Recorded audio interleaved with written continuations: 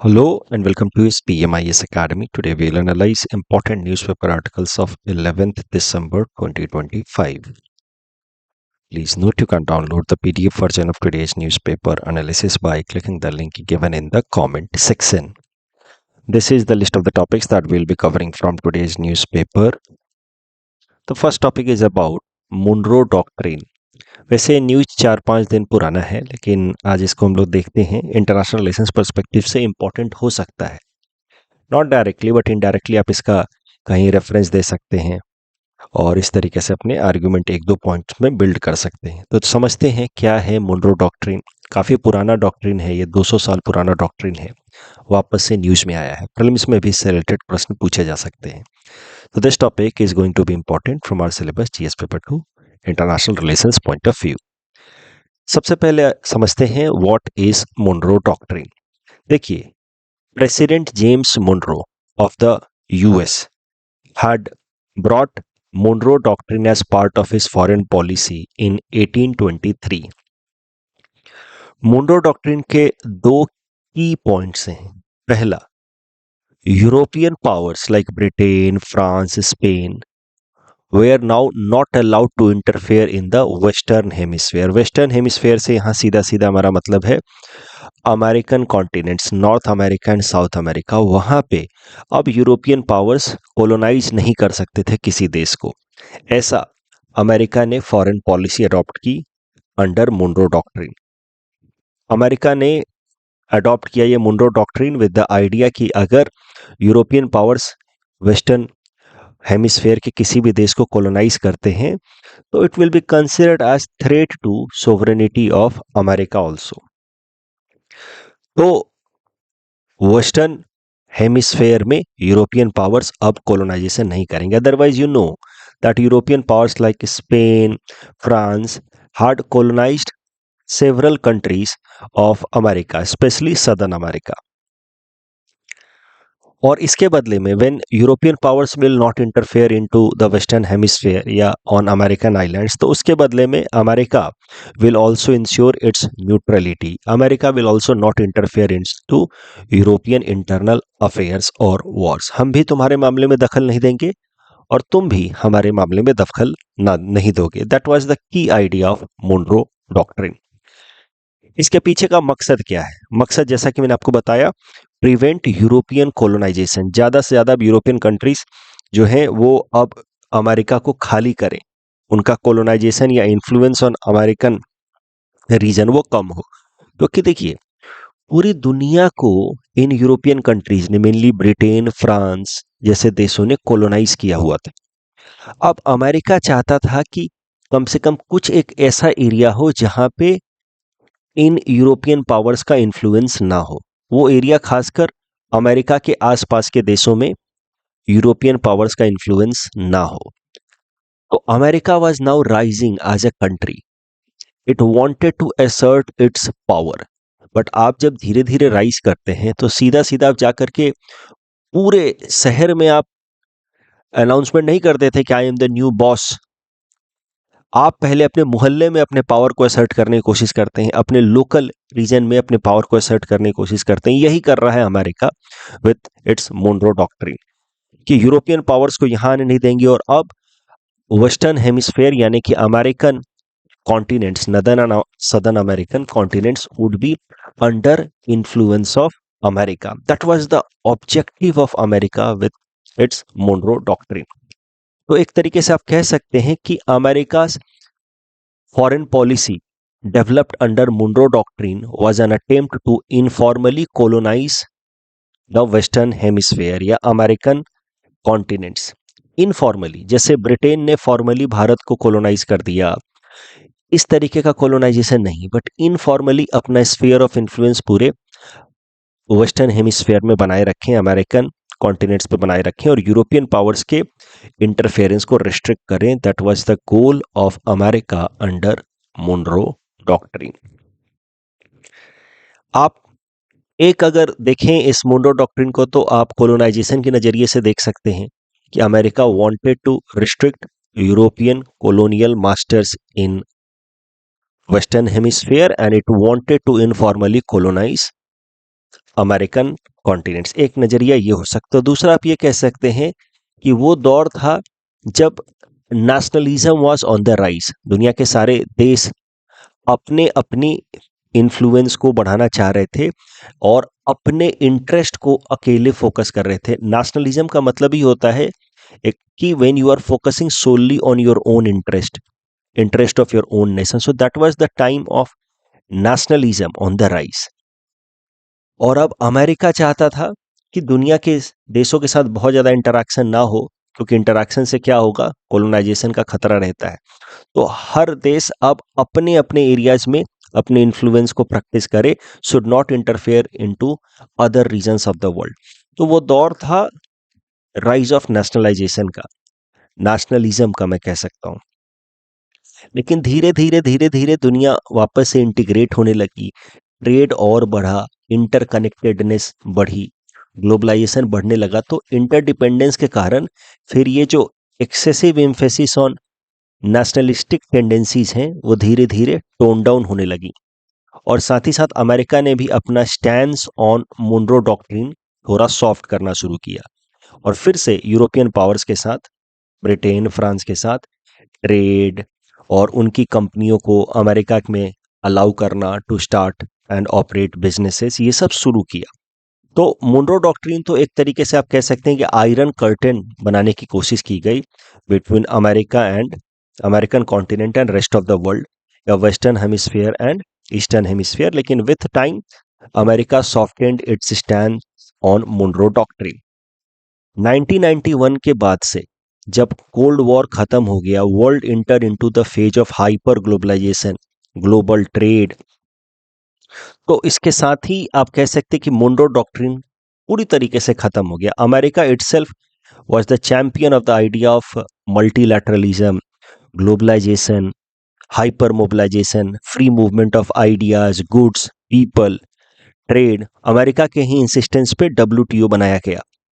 तो post cold war, वैसे officially कभी नहीं कहा अमेरिका ने कि Monroe doctrine is over, but post cold war America over emphasis on globalization and hypermobilization can be seen as an attempt to move quite away from Monroe Doctrine. It was the age time when America supported itself the idea of correlations and multilateral engagements. अब current news पे आते हैं। US president Donald Trump ने एक नया US national security strategy release किया है, जिसमें वो कहते हैं कि America is considering to revive Monroe doctrine again. साथ ही साथ इस नए नेशनल सिक्योरिटी स्ट्रैटेजिक डॉक्यूमेंट में उन्होंने ये भी कहा है कि US wants to have larger military presence in Indo Pacific region, mainly to counter China. तो सीधा सीधा उन्होंने इस सिक्योरिटी डॉक्ट्रिन में कहा है कि US is looking forward to counter China. Donald Trump की पॉलिसी जो है वो बहुत सारे मामलों में रिग्रेसिव दिखती है। अमेरिका ने जो कई सालों से, कई डिकेड से जो डेवलपमेंट्स किए या जिस तरीके का अपना इमेज बनाया है कि they look forward for cooperation, coordination, भले वो अंदर से जो भी सोचते हो, बट ऊपर से तो जिस तरीके का उन्होंने अपना इमेज बनाया है उसको साफ साफ रिवर्स करते हुए देखे जा रहे हैं डोनाल्ड ट्रंप। और साथ ही साथ किसी भी देश को जनरली सिक्योरिटी स्ट्रैटेजी में सीधा सीधा टारगेट नहीं किया जाता है जनरली, बट इस केस में यूएस ने ये जो नई सिक्योरिटी स्ट्रैटेजी अडॉप्ट की है उसमें वो कहते हैं कि वो मोनरो डॉक्ट्रिन को रिवाइव करेंगे, यानी कि the age of excessive nationalism and iron curtain amongst the world countries, focusing on their own, preventing interrelations, multilateral interactions, hypermobilizations, वो सब करेंगे। साथ ही साथ चाइना को काउंटर करने की कोशिश करेंगे by increasing US military presence in Indo-Pacific। साथ ही साथ उन्होंने ये भी कहा US will rethink it's partnership with Europe. Europe को अमेरिकन सपोर्ट को फॉर ग्रांटेड नहीं लेना चाहिए। तो इस नेशनल सिक्योरिटी स्ट्रैटेजी डॉक्ट्रिन से डोनाल्ड ट्रंप एक बार फिर से एम्फेसाइज कर रहे हैं that his administration follows America first strategy in crude manner.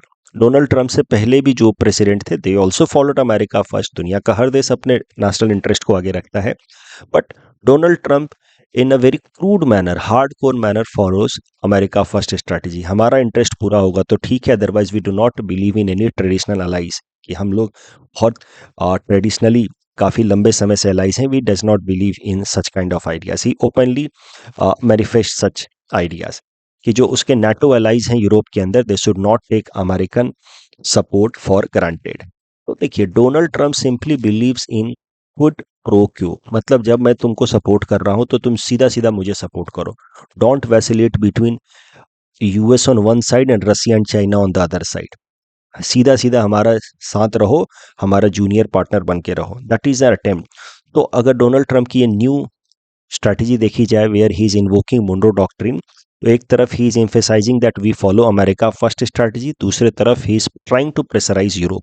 अपने सारे पार्टनर्स को प्रेशराइज करते हैं कि अगर मैं तुम्हें कुछ सपोर्ट कर रहा हूं तो मुझे सीधा सीधा बेनिफिट मिलना चाहिए। Europe must align with US interest, should not take America support for granted. अगर वो मिलिट्री सपोर्ट हुआ, economic support हुआ, should not take it for granted. It should not place itself, calibrate itself in balanced manner between US on one side and Russia and China on the other side.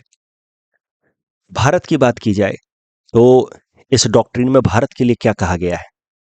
इस doctrine में कहा गया है कि India is a crucial partner to counter China's growing influence in the Indo-Pacific region। तो क्या कहा इन्होंने कि इंडो पैसिफिक रीजन में वो चाइना को काउंटर करेंगे और उसमें भारत एक इम्पॉर्टेंट पार्टनर हो सकता है अमेरिका का, और इस कारण से भारत के साथ वो strong defence cooperation, intelligence sharing करना चाहेंगे आने वाले टाइम में।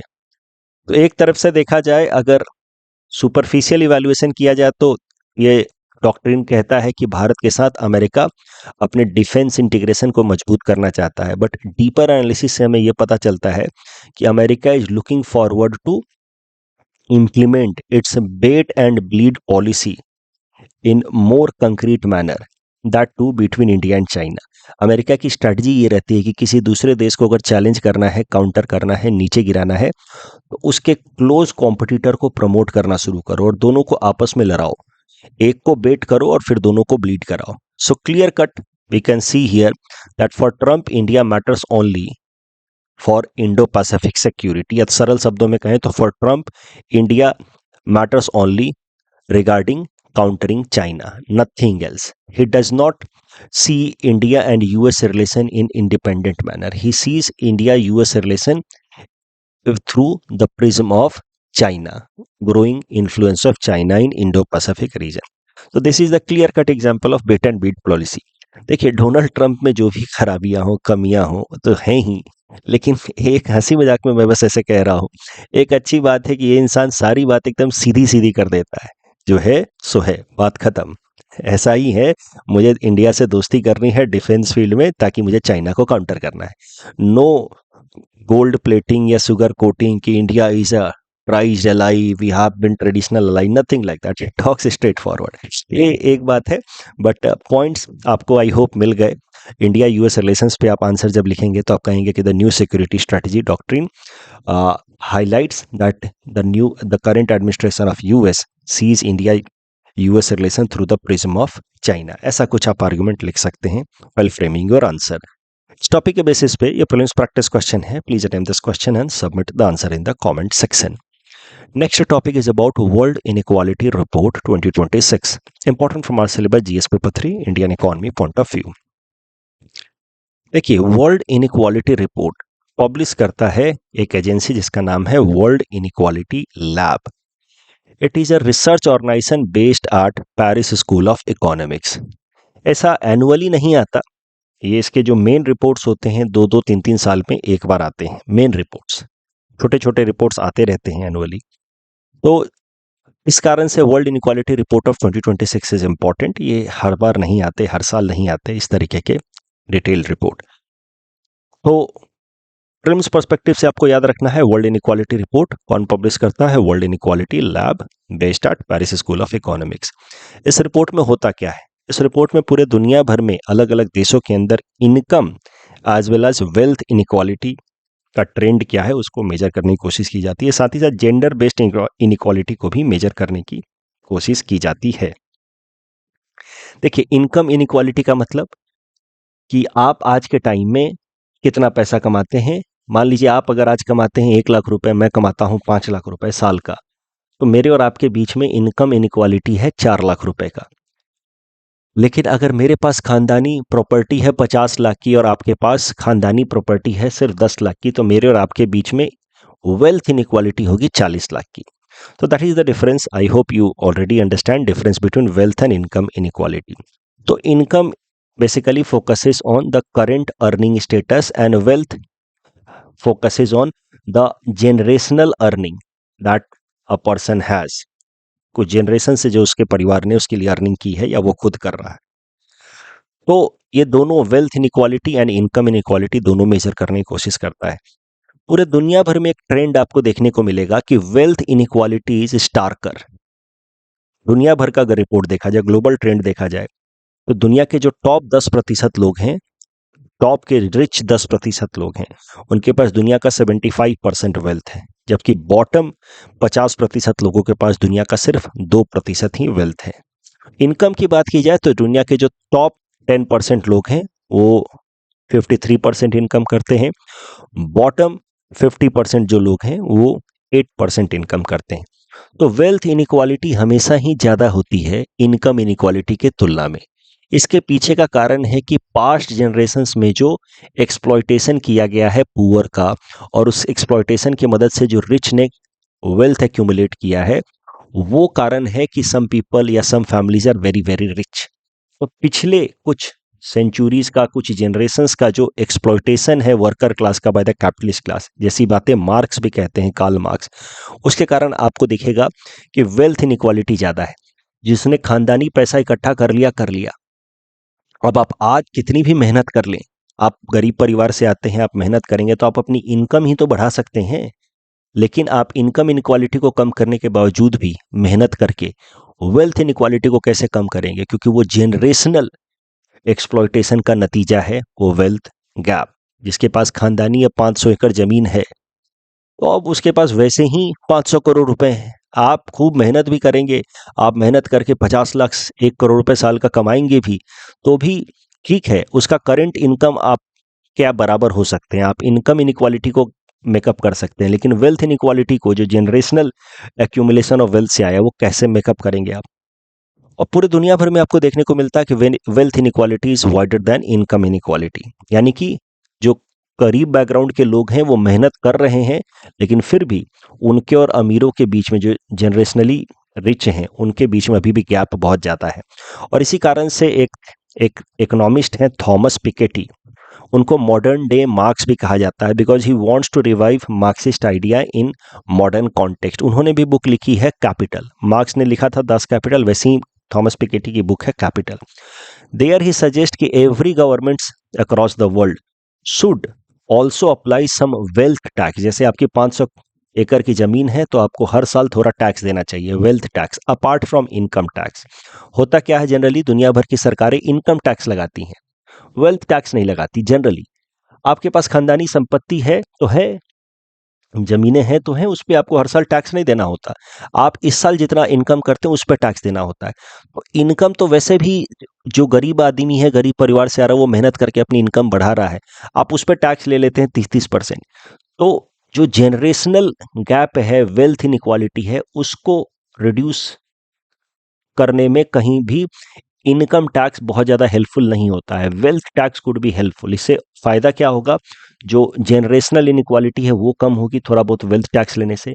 थॉमस पिकेटी ये नहीं कहते कि इनकम टैक्स माफ़ कर दो, इनकम टैक्स भी लगाओ, बट थोड़ा वेल्थ टैक्स भी लगाओ, जिससे जनरेशनल इनइक्वालिटी कम होगी और सरकार के पास रेवेन्यू भी जनरेट होगा, जिससे वो थोड़ा सा वेलफेयर कर पाए पुअर के लिए। तो उससे ओवरऑल इनइक्वालिटी करंट सेंस में भी रिच और पुअर के बीच में कम हो। इनकम इनइक्वालिटी सिंपल सी बात है, करंट सेंस में economic inequality, wealth inequality over a period of time economic inequality को रिप्रेजेंट करता है। और वेल्थ इनइक्वालिटी स्टार्कर है, तो इसको काउंटर करने के लिए थोड़ा सा वेल्थ टैक्स भी जरूरी है अपार्ट फ्रॉम इनकम टैक्स, ऐसा कहते हैं थॉमस पिकेटी। भारत के अंदर भी ट्रेंड ऐसा ही है। भारत के अंदर भी आप देखेंगे तो वेल्थ इनइक्वालिटी ज़्यादा स्टार्क है as comparison with income inequality. Income inequality की बात की जाए तो टॉप के 10% लोग 58% इनकम जनरेट करते हैं, बॉटम के 50% लोग सिर्फ 15% ही इनकम जनरेट कर पाते हैं। वेल्थ की बात की जाए तो top 1% alone controls 40% of India total wealth and bottom 50% owns only 6% of country's wealth. तो भारत में भी वेल्थ इनइक्वालिटी थोड़ा ज़्यादा स्टार्क है as comparison with income inequality, लेकिन एक अच्छी बात यह है कि वर्ल्ड एवरेज की तुलना में भारत के अंदर इनकम इनइक्वालिटी या वेल्थ इनइक्वालिटी दोनों ही कम है। ये डाटा याद रख लीजिएगा कहीं पे भी आंसर फ्रेम करने में कि भारत के अंदर इनइक्वालिटी कितनी है, अगर कोई भी सवाल आता है इंक्लूसिव ग्रोथ पे या नीड ऑफ इंक्लूसिव ग्रोथ पे, तो वहां पे ये वर्ल्ड इनइक्वालिटी रिपोर्ट का data with respect to wealth and income inequality वो हेल्पफुल हो सकता है। इस टॉपिक के बेसिस पे ये प्रीलिम्स प्रैक्टिस क्वेश्चन है। Please attempt this question and submit the answer in the comment section. ऐसा सवाल आपसे पूछा जा सकता है वेल्थ एंड इनकम इनइक्वालिटी के ऊपर and the need for imposing wealth tax. जो डिस्कशन हमने किया उसके बेसिस पे आप आराम से आंसर को फ्रेम कर सकते हैं। Next topic is about Australia ban social media for below 16 years age. Important from our syllabus GS paper 4 ethics and integrity point of view. So देखिए आपको याद रखना है प्रीलिम्स पर्सपेक्टिव से कि ऑस्ट्रेलिया दुनिया का पहला ऐसा देश बन गया है जिसने 16 साल से कम उम्र के लोगों के लिए सोशल मीडिया यूज को बैन कर दिया है। Social media platforms like Instagram, YouTube, Snapchats are now not allowed for 16 years below people, यानी कि चिल्ड्रन। इसमें अगर जो सोशल मीडिया प्लेटफॉर्म्स हैं अगर कंप्लाई नहीं करती हैं तो उनके ऊपर लगभग $49.5 मिलियन तक का पेनल्टी लग सकता है। उन सारी सोशल मीडिया प्लेटफॉर्म्स को अब निर्देश दिए गए हैं, they have been instructed that they must apply technologies to ensure age consent, to ensure that age mandate is implemented. उनको ऐसी टेक्नोलॉजी लगानी है स्ट्रिक्ट तरीके से कि जो बिलो 16 वाले हैं वो उसको यूज ना कर पाए। इससे फायदा क्या होगा, बच्चों के ऊपर जो मेंटल हेल्थ के ऊपर नेगेटिव इंपैक्ट पड़ रहा है सोशल मीडिया प्लेटफॉर्म का, उसको रोका जा सकेगा। Social media platforms are making profit by putting some contents that includes self harm, sexual content, body image issues, bullying and violence just to make an more profit, जिसका काफी negative impact पड़ रहा है बच्चों के मेंटल हेल्थ पे। तो उसको प्रिवेंट करने के लिए ये नया कानून लाया गया है। कंसर्न्स भी ऑफ कोर्स, अब जब स्पेसिफिक एक टेक्नोलॉजी इंप्लीमेंट की जाएगी जहां पे एज क्राइटेरिया को चेक किया जाएगा, तो उससे क्या है कि एक तरीके की प्रोफाइलिंग बन सकती है, किसकी एज कितनी है, एज के हिसाब से लोगों का इंटरेस्ट कि वो क्या सर्च कर रहा है, क्या ढूंढ रहा है, तो एक प्रोफाइलिंग सी बन सकती है लोगों की। इस कारण से कुछ लोग कह रहे हैं कि ये जो नया कानून है जिसमें टेक्नोलॉजीज का इस्तेमाल किया जाएगा to verify the age of the user, that is a kind of breach of privacy. But इस क्रिटिसिज्म में कोई बहुत ज़्यादा दम है नहीं। वैसे भी हम अलग अलग प्लेटफॉर्म जब इस्तेमाल करते हैं तो वहाँ पे अपना अकाउंट बनाते हैं, प्रोफाइल बनाते हैं, एज मेंशन करते हैं, तो उससे भी मोर और लेस प्रोफाइलिंग तो हो ही जाती है कि हमारा इंटरेस्ट क्या है, किस एज ग्रुप के लोगों का क्या इंटरेस्ट है, वो सब पता लग ही जाता है। Yet these are some criticism that it will be a kind of breach of privacy. Bharat के अंदर अगर बात की जाए भारत का अप्रोच कैसे अलग है, तो भारत में अंडर 18 एक्सेस को कुछ हद तक रिस्ट्रिक्ट करने की कोशिश की गई है, लेकिन यहाँ पे सीधा सीधा बैन नहीं है। यहाँ पे some parental consent is required for some content under digital personal data protection act 2023। तो कुछ ऐसे कंटेंट हैं सोशल मीडिया प्लेटफॉर्म पे जिनको एक्सेस करने के लिए पहले आपको पैरेंटल कंसेंट दिखाना होता, वो भी बस नाम का एक टिक कर दीजिए कि yes I am viewing this under my parent guidance, उसके बाद आप देख सकते हैं आराम से। तो भारत में सरल भाषा में कहें तो एक फिल्टर लगाया गया है ऑफ पैरेंटल कंसेंट का regarding access to some of the content on social media platform under this act, but this filter is not very rigid या strict in its application. There is no mandatory age verification mechanism या penalties like it has been imposed in Australia. ऐसा सवाल आपसे पूछा जा सकता है prelims में कि कौन सा देश जिसने हाल फिलहाल में सोशल मीडिया को बैन किया है। सिंपल सा प्रश्न है, अटेम्प्ट दिस क्वेश्चन। हमने यूनेस्को की इंटेंजिबल कल्चरल हेरिटेज कमेटी का 20वां समिट हो रहा है भारत में, ये न्यूज़ देखा था हमने डे बिफोर यस्टरडे। मैंने बताया भी था कि भारत ने अपने तरफ से दिवाली और छठ पूजा को प्रपोज किया है to be included in UNESCO's in cultural UNESCO's intangible cultural heritage list. अब न्यूज़ ये है कि दिवाली को यूनेस्को की इंटेंजिबल कल्चरल हेरिटेज लिस्ट में इंक्लूड कर लिया गया है फॉर द ईयर 2025। तो 2025 में अब दिवाली को भी इंक्लूड कर लिया गया है। 20वीं जो कमिटी मीटिंग हुई है भारत में, that is being conducted in Delhi, वो उसकी मीटिंग के दौरान एक मीटिंग हुई of the representatives of UNESCO cultural heritage list for humanity. वो मीटिंग हुई एट रेड फोर्ट इन न्यू दिल्ली, और वहां पे फैसला किया गया कि अब दीपावली को भी इंक्लूड किया जाएगा as an intangible cultural heritage. तो भारत की तरफ से ये 16वां intangible cultural heritage है which has been now recognized by UNESCO. 15th था garba, it was recognized in 2023, and now 16th is Deepavali, recognized in year 2025. Topic के बेसिस पे प्लीज प्रैक्टिस क्वेश्चन है, please attend this question and submit the answer in the comment section. Quantum entanglement से related दूसरा statement गलत है। It can not directly transmit information but yes it can help in quantum cryptography. तो encrypted information में help कर सकता है। Dumping correct answer होगा ऑप्शन सी। साइबर स्लेवरी से रिलेटेड दोनों प्रश्न सही हैं। Surya Kiran is between India and Nepal. That's all from our side for today. Thanks for watching.